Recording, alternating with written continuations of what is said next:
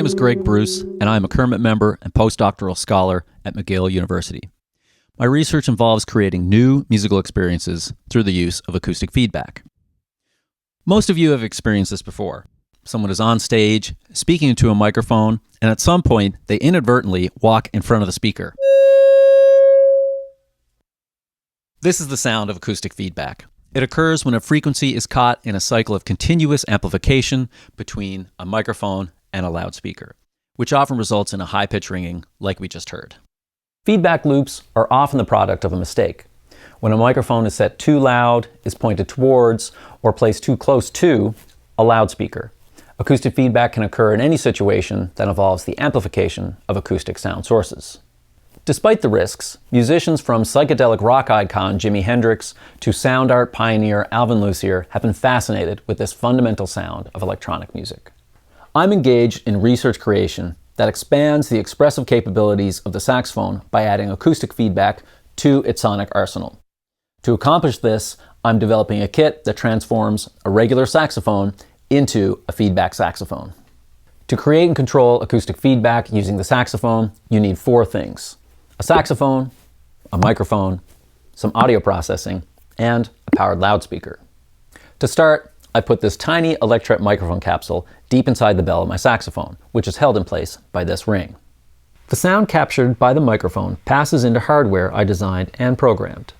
Powered by a Daisy Seed microprocessor, this device shapes the feedback response using compression and EQ.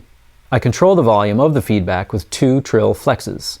These are touch-sensitive strips that interface with the Daisy and are mounted to the saxophone using non-invasive sticky tack. When I stand right in front of the speaker and raise the volume just a little, the process sound is projected by the speaker back into the microphone, creating a feedback loop. The feedback tones I create using this approach can be quiet,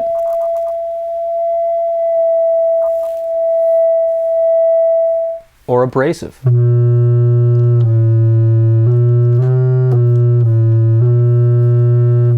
They can be used to form scales,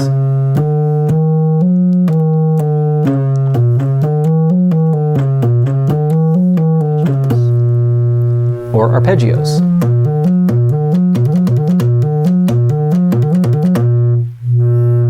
I can also create microtonal melodies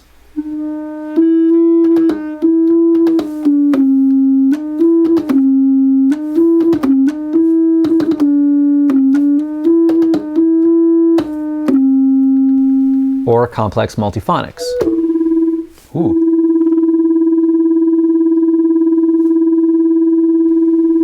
In many cases, the feedback tones can be used in tandem with the regular sound of the saxophone. Feedback can be used as a drone,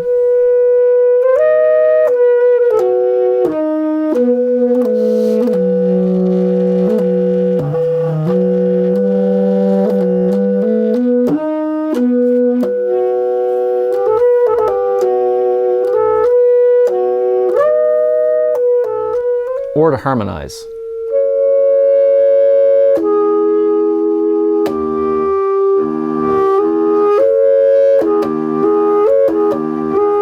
Unlike common acoustic feedback situations, where the resonant frequencies of a space are cyclically reinforced, here the resonant frequencies inside the saxophone are propagated.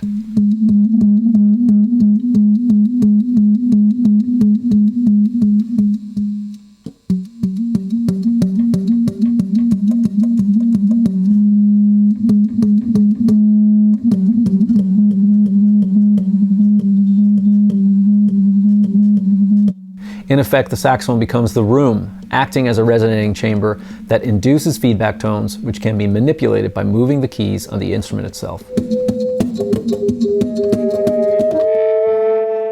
This setup further contrasts typical acoustic feedback, which changes depending on the dimensions, materials, and objects within a space.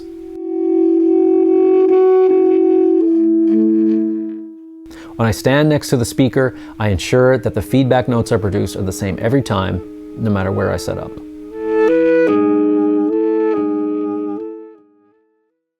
What you've seen and heard here is an early prototype of my feedback saxophone kit, which means it will only get more musical, easier to use, and nicer to look at.